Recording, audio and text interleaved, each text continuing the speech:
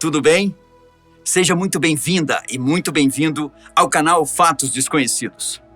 Eu sou o Bombinha e hoje vou falar a respeito de um dos maiores e mais violentos traficantes de drogas que o Rio de Janeiro já viu.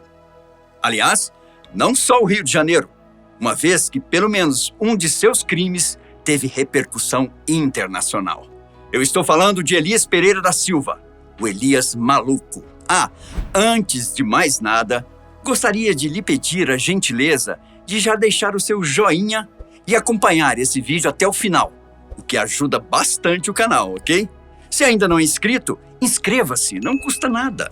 Para receber as notificações sempre que houver novidades, clique aí no sininho das notificações e escolha todas.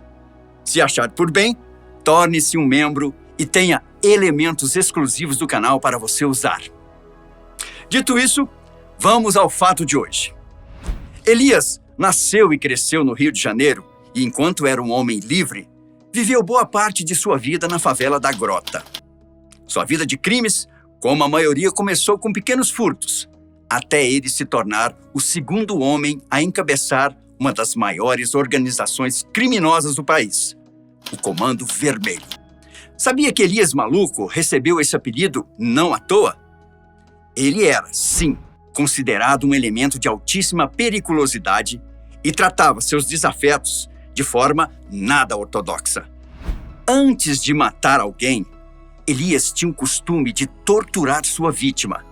E, de acordo com alguns comparsas dele que foram presos, aquele comportamento trazia uma certa satisfação a ele, além de servir como recado do tipo: olha o que vai acontecer a você, se for contra mim.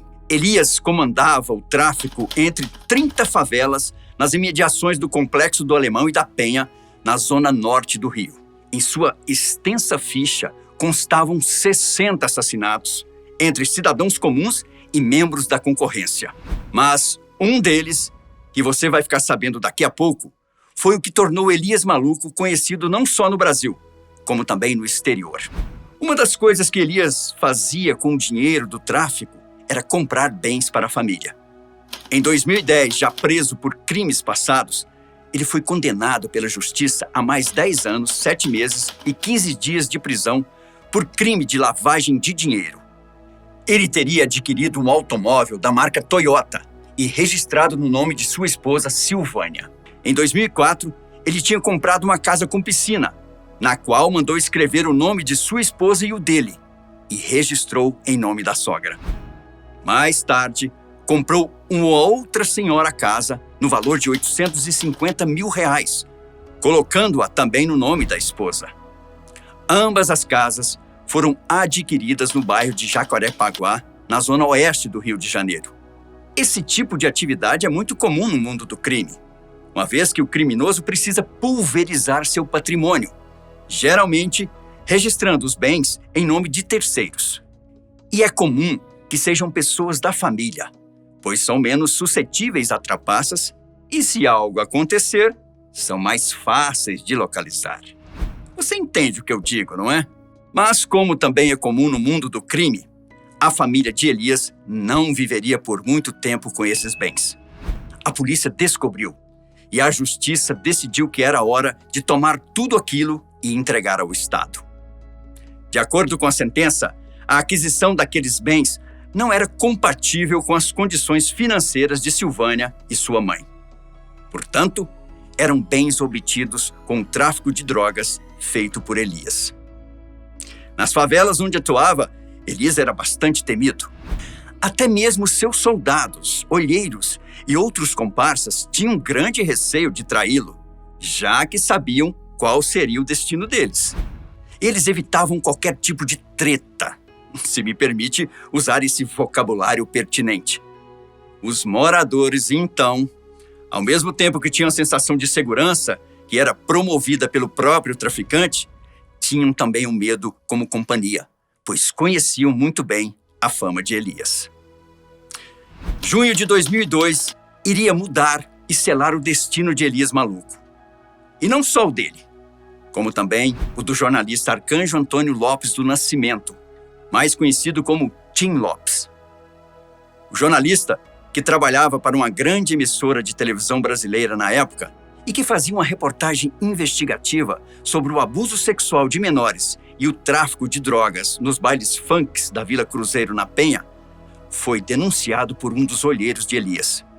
Em seguida, soldados do tráfico o capturaram e o levaram até a presença do chefão. Tim Lopes foi interrogado e passou por um baculejo completo. Foi quando encontraram o que jamais deveria ser encontrado: uma microcâmera instalada em meio à sua roupa. Isso foi a gota d'água para o traficante e o fim do túnel para o jornalista. Lopes foi levado a um local ermo, onde o próprio Elias começou a sessão de tortura. Primeiro, queimou os olhos do jornalista com cigarros. Em seguida, preparou o que os criminosos chamam de micro-ondas, que é uma pilha de pneus encharcada com álcool ou gasolina que é incinerada. Normalmente, ao colocarem fogo nos pneus, a vítima já está presa a eles, que são colocados uns sobre os outros e envolvendo a pessoa. A morte, sem dúvida, é dolorosa e não muito rápida, pois a vítima sofre por 2 minutos ou mais, enquanto vai sendo queimada e intoxicada pela fumaça dos pneus. Com Tim Lopes, a coisa foi diferente. Segundo os comparsas do traficante, Elias se apossou de uma espada de samurai que ele tinha e, aos poucos, foi mutilando o jornalista, jogando cada parte sua no fogo que ardia. Quando o jornalista já estava morto, seus restos foram jogados também no micro-ondas. Meu Deus, é até difícil imaginar tamanha crueldade em um ser humano. 10 dias depois de intensas buscas, finalmente os restos mortais carbonizados de Tim Lopes foram encontrados num cemitério clandestino da favela da Grota. Como foi possível encontrá-lo? A polícia tem seus meios, especialmente quando captura um ou mais comparsas que acabam entregando o chefe. O crime teve uma repercussão tão grande que fez com que Elias Maluco ficasse conhecido até o exterior. Além disso, a Comissão de Impunidade da Sociedade Interamericana de Imprensa, CIP, na época apontou o Brasil como sendo o 3º país mais perigoso para os profissionais da área nas Américas. No dia 16 de setembro de 2002, a Polícia Civil e a Polícia Militar deram início a uma das maiores caçadas a traficantes já efetuadas.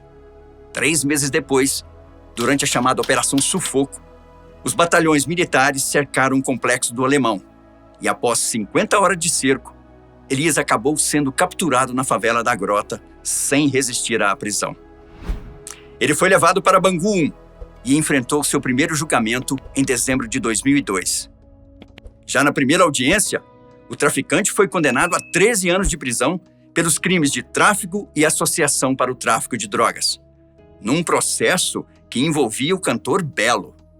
Aliás, essa é uma parte interessante na história da música brasileira, já que o cantor, famoso na época, ganhou ainda mais fama por supostamente estar associado ao criminoso. Mas isso é um assunto para uma outra ocasião. Em novembro de 2003, um novo julgamento. Elias foi condenado a mais 18 anos pelos mesmos crimes, só que originados de um outro processo. Por fim, veio o terceiro e mais importante julgamento, ocorrido em maio de 2005, no qual ele foi condenado a 28 anos e meio de prisão pelos crimes de homicídio triplamente qualificado, formação de quadrilha e ocultação de cadáver no caso do assassinato de Tim Lopes. Em 2007, Elias foi transferido de Bangu 1 para o Presídio Federal de Catanduvas, no Paraná, juntamente com outros 11 líderes do Comando Vermelho e também do 3º Comando. Quase um ano antes dessa transferência, estes condenados tinham sido acusados de planejar os atentados contra delegacias e postos da Polícia Militar.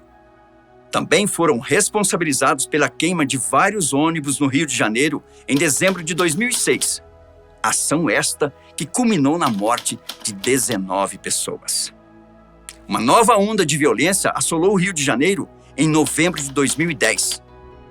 Segundo a polícia, os ataques também foram planejados por Elias Maluco e Marcinho VP, outro traficante pertencente ao Comando Vermelho.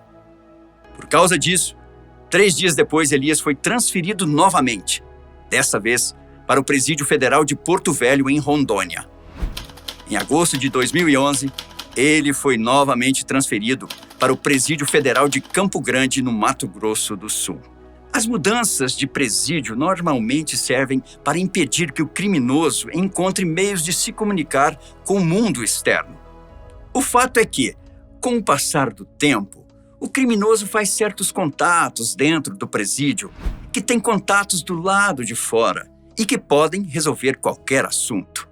Sendo assim, ele consegue não só influência dentro do complexo, como também recursos e meios para agir de forma onipresente.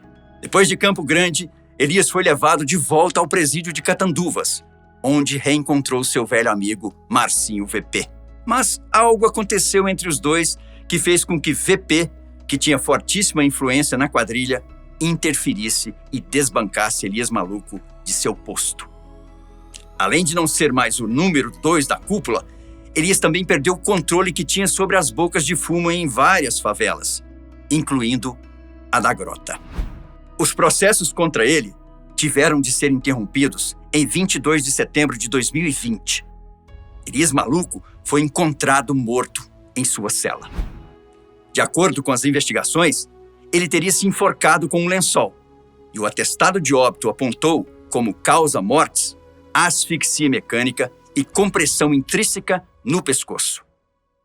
Bom, até onde se sabe, ele se enforcou, mas não é o que sua família disse, tendo como base as cartas que recebiam.